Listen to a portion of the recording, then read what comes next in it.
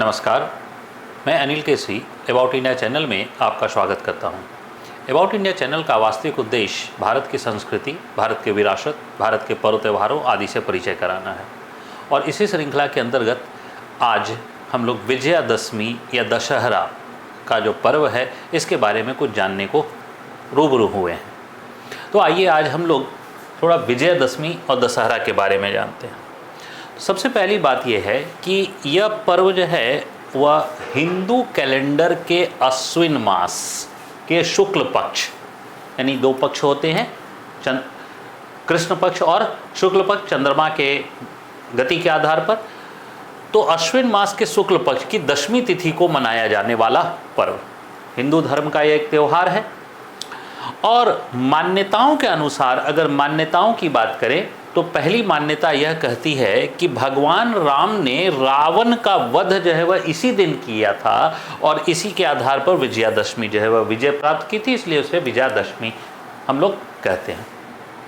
इसके अलावा दूसरी मान्यता है कि देवताओं और असुरों का संग्राम हो रहा था और उसमें जब देवता विजय प्राप्त नहीं कर पा रहे थे तो सभी देवताओं ने मिलकर एक शक्ति रूप दुर्गा को जन्म दिया था और सभी ने अपनी शक्तियों को प्रदान किया था। और वह दुर्गा का जो रूप हुआ उसमें अधिक शक्ति विद्यमान हो गई। और माँ दुर्गा के जो 10 हाथ हैं, क्योंकि हम लोग जो है वह जानते हैं कि हमारी भुजाओं में ही शक्ति होती है, तो माँ दुर्गा के जो 10 हाथ हैं वह अधिक भुजाओं का प्रतीक है और वह बता रहा है कि अधिक शक्ति का प्रतीक है। यानी 10 भुजाएं किसी जो है वह मानव शरीर में नहीं होती हैं, लेकिन 10 भुजाएं अगर माँ दुर्गा में दी गई है तो उसका तात्पर्य यह है कि वह अधिक शक्ति का प्रतीक है, इसलिए माँ दुर्गा को शक्ति से जोड़ा गया है। और इसी से शाक्त संप्रदाय का भी उदय हुआ है, यानी माँ दुर्गा शक्ति की देवी हैं। तो दरअसल जब जो है देवताओं ने अपनी शक्तियां प्रदान की, उस शक्ति प्रदान करने के बाद माँ दुर्गा ने महिषासुर के साथ जो है वो संघर्ष किया। और महिषासुर के साथ जो संघर्ष हुआ वह 9 रात्रि और 10 दिनों तक युद्ध जो है वह होता रहा और इसके पश्चात महिषासुर को उन्होंने पराजित किया। तो महिषासुर के पराजित होने की जो हम लोग मूर्ति जो है वह देखते हैं, जिसमें जो है वह सिंह से निकलता हुआ जो है वह एक दानव और उसे जो है वह माँ जो है वह वध कर रही हैं, इसकी आराधना या इसकी पूजा भारत में हजारों सालों से इसी रूप में होती आई है। गुप्त काल की प्रतिमाएं भी, गुप्त काल में कुछ प्रतिमाएं हमें मिली हैं, कुछ मूर्तियां प्राप्त हुई हैं जो इसी रूप में प्राप्त हुई हैं और आज भी जो है वह इस समय हमें मिल रही है। इसका मतलब है लगभग 1500-1600 साल से तो हमें पुरातात्विक साक्ष्य है कि इसी रूप में हम माँ दुर्गा की पूजा जो है वह कर रहे हैं, माँ दुर्गा की आराधना कर रहे हैं। माँ दुर्गा और राम इन दोनों की जो विजय है, इस विजय को दरअसल जो है सत्य या धर्म की जीत को माना जाता है। यानी यहाँ पर किसी और एंगल से नहीं देखना है, बल्कि यह देखना है कि राम सत्य के प्रतीक हैं और माँ दुर्गा भी जो है वह सत्य की प्रतीक हैं। माँ दुर्गा धर्म की प्रतीक हैं और जो है वह भगवान राम भी धर्म के प्रतीक हैं।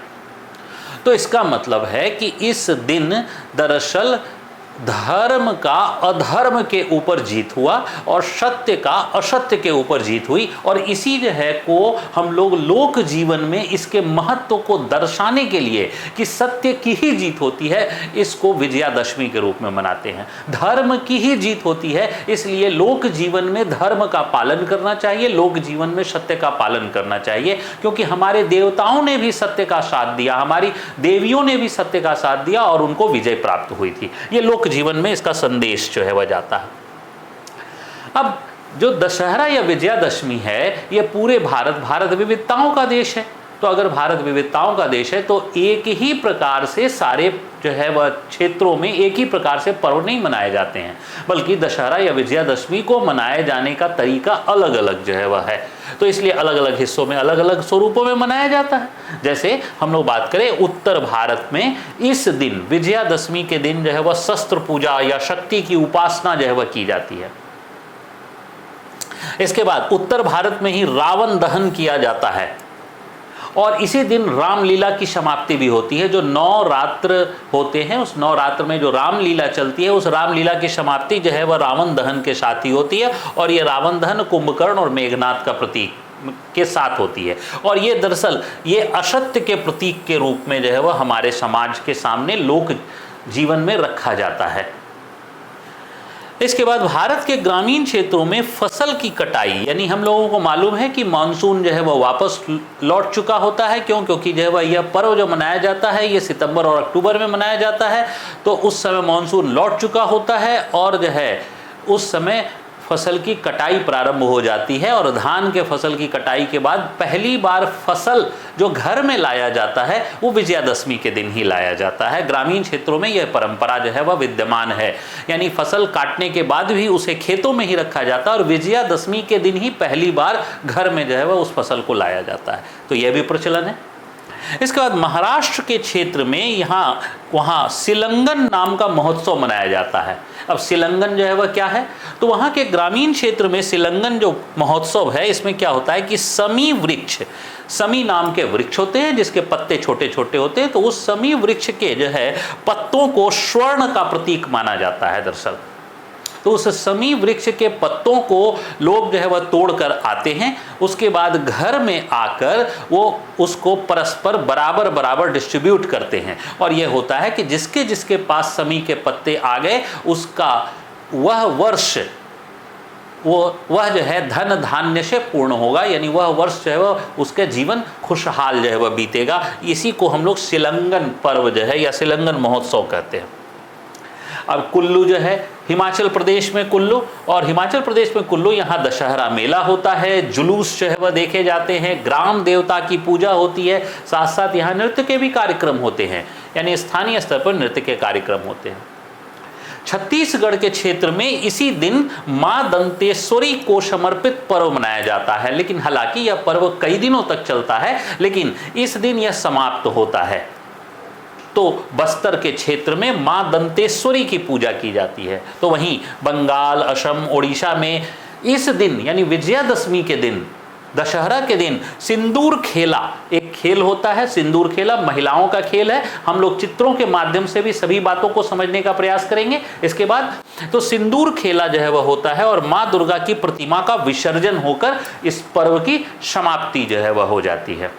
इसी प्रकार जो है अगर हम तमिलनाडु, आंध्र प्रदेश और कर्नाटक के क्षेत्रों में देखें अगर, तो इस दिन जो है वह माँ लक्ष्मी, माँ सरस्वती और माँ दुर्गा तीनों की उपासना की जाती है। वहाँ प्रतिमाएं नहीं बनती है, लेकिन जो मंदिरों में देवियों का स्थान है वहाँ पर उनकी उपासना जो है वह की जाती है। मैसूर में जो दशहरा होता है, मैसूर का दशहरा जो है वो वहाँ हाथियों का जुलूस जो है वह निकाला जाता है और हाथियों का जुलूस निकालकर उस जुलूस में लाखों लाखों की भीड़ जो है वह इकट्ठी होती है और जो है वह मैसूर का राज भवन जो है वह उस दिन सजाया जाता है। और मैसूर के राजा जो है वह पहले से ही, जो वाडियार वंश के राजा हैं, वो उन्होंने पहले से ही ये दशहरा पर्व मनाने की परंपरा को विकसित कर चुके थे। तो दरअसल द्रविड़ क्षेत्र जो होता है वहाँ पर रावण वध नहीं होते हैं और हमने जो है वह देखा था कि उत्तर भारत में रावण वध होते हैं।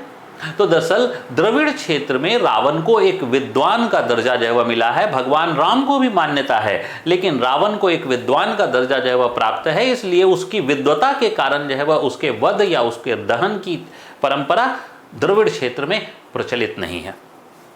इसके बाद गुजरात अगर क्षेत्र की जो है वह बात करें तो इसी दिन विजयादशमी के दिन ही जो है वह दरअसल गरबा, डांडिया, इन सब जो है वह जो नृत्य नवरात्रे में चल रहे थे उनकी समाप्ति भी इसी दिन जो है वह होती है।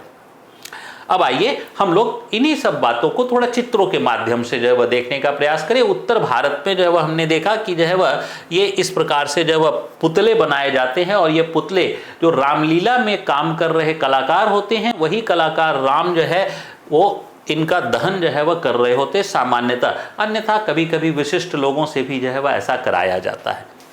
इसके बाद जो है वह हम लोग देखें ये रावण दहन जो है वह हो रहा है और जो है वह लाखों लाखों की संख्या में, हजारों लाखों की संख्या में जो है वह हर जगह जो है वह भीड़ इकट्ठी जो है वह दिखाई देती है। इसके बाद जो है वह माँ दुर्गा की जो प्रतिमा है, यही जो है वह महिषासुर जो है वह का वध है और इसी दिन विजयादशमी। तो ये जो महिषासुर का वध हुआ, तो इसीलिए मैंने कहा था कि इनकी जो 10 भुजाएं हैं वो शक्ति का प्रतीक है और इस रूप में जो पूजा अर्चना हो रही है वह कम से कम 1500-1600 साल से हमारे पास पुरातात्विक प्रमाण जो है वह हमें मिलते हैं। इसके बाद इसी दिन जो है वह शस्त्र पूजा होती है, शस्त्र पूजा। और आपने भी जो है वह सुना होगा, जब हमारे यहाँ रफाल भी आया था तो रफाल की भी पूजा हुई थी विजयादशमी के दिन। यानी इस प्रकार की जो है वह पूजा, शस्त्र पूजा की परंपरा हमारे यहाँ है। क्यों? क्योंकि माँ दुर्गा शक्ति की प्रतीक है और शक्ति के लिए शस्त्र की आवश्यकता होती है, इसलिए जो है उत्तर भारत के क्षेत्र में शस्त्र पूजा का भी प्रावधान है। यह हम लोग जो है वह कुल्लू के दशहरा को देख रहे हैं। तो ये कुल्लू के दशहरा में वहाँ पर मैंने बताया जुलूस होते हैं, नृत्य होता है, इसके बाद जो है वह वहाँ पर ग्राम देवताओं की पूजा होती है और ये इस प्रकार के जो है वह वहाँ बहुत ही बड़े जो है वह आयोजन जो है वह होते हैं। ये भी कुल्लू दशहरा ही है जो बहुत बड़ा आयोजन जो है वह होता है इस क्षेत्र में। अब जो है वह रामलीला, रामलीला का अंतिम जो है वह ये हुआ। और देखिए भगवान राम के रूप में जो कलाकार हैं वह जो है रावण के वध के बाद उन्होंने क्षमा मांगी थी, क्षमा मांगी थी। क्यों? क्योंकि जो है वह रावण एक विद्वान व्यक्ति था, इसलिए जो है वह उन्होंने क्षमा मांगी थी। और रावण ने भी जो है वह भगवान राम से क्षमा मांगी थी जो है वह अपनी मृत्यु के समय। इसके बाद जो है वह देखिए गरबा जो है वह फेस्टिवल, और इस गरबा फेस्टिवल का अंत जो है वह यही सी दिन होता है। गरबा जो है वह महिलाओं के द्वारा किया जाने वाला नृत्य है, जबकि डांडिया में पुरुष और महिलाएं दोनों का पार्टिसिपेशन जो है वह होता है। इसके बाद जो है वह ये मैसूर पैलेस है। जैसा मैंने कहा मैसूर जो है वह के राजवंश जो है वह जहाँ रहते थे उसमें यहाँ उसका भव्य जो है वह आयोजन होता था, इसकी सजावट भव्य जो है वह होती थी। तो ये मैसूर का जो है वह पैलेस है और मैसूर के पैलेस के पास ही यह जो है वह मैसूर का दशहरा जो है वह मनाया जाता है, जिसमें मैंने बताया था कि हाथियों के जुलूस जो है वह निकाले जाते हैं और हाथियों को खूब जो है वह रंगों से, अलग अलग रंगों से इसकी सज्जा जो है वह की जाती है और पूरे जो है वह हाथियों के बदन को जो है वह ढका भी जाता है और साथ साथ पूरा उनका सज्जा भी होती है। देखिए हाथियों में जो है वह पूरी सज्जा जो है वह की गई है, पूरी की पूरी जो है वह सज्जा जो है वह की गई है। ये हाथियों के जो है वह चेहरे को, हाथियों के सूंड को और सभी के, ऐसा नहीं कि एक ही को, सभी को, और उनको जो है वह सुसज्जित करके जो है वह जुलूस में पार्टिसिपेट कराया जाता है।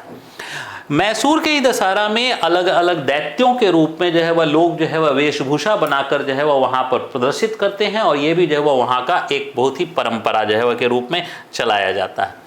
ये भी जो है वह मैसूर का ही दशहरा है, जहाँ जो है वह इस हाथी को जो है वह सुसज्जित करके जो है वह क्या है। और देखिए मैंने बताया कि लाखों की संख्या में यहाँ लोग जो इकट्ठे होते हैं और ये एक पर्यटन भी है। यानी कुल्लू का दशहरा और मैसूर का दशहरा ये एक पर्यटन भी है और जो है वह इस राज्य की जो सरकारें हैं वो ऐसे पर्यटन को बढ़ावा भी देती हैं। इसके बाद जो है ये मैसूर का जो है वह जो दशहरा में पैलेस है, पैलेस को रात में जो है वह उसको लाइट से सजाया जाता है इस प्रकार और बड़ा भव्य जो है वह आयोजन जो है वह किया जाता है। इसके बाद जो है वह मैंने बताया था कि जो है वह उड़ीसा में, बंगाल में और असम में सिंदूर खेला जो है आयोजन होता है विजयादशमी के दिन। तो यहाँ पर देखिए कि सिंदूर खेला में महिलाएं जो है वह एक दूसरे को सिंदूर लगाती हैं। जैसे जो है वह होली में गुलाल लगाया जाता है, इस जो है वह पर्व में विजयादशमी के दिन सिंदूर जो है लगाया जाता है और इसमें विवाहित महिलाएं ही केवल जो है वह भाग लेती हैं। तो ये विवाहित महिलाएं हैं और जो है वह उनको सिंदूर खेला जो है वह इसको कहा जाता है। ये भी सिंदूर खेला का आयोजन है जिसमें जो है वह सभी महिलाएं जो है वह हर वर्ग की महिलाएं, चाहे वह गरीब तबके की हों या अमीर तबके की हों, हर वर्ग की महिलाएं जो है वह इसमें पार्टिसिपेट करती हैं और यह जो है वह लोक जीवन के महत्व को जो है वह बढ़ा रहा होता है।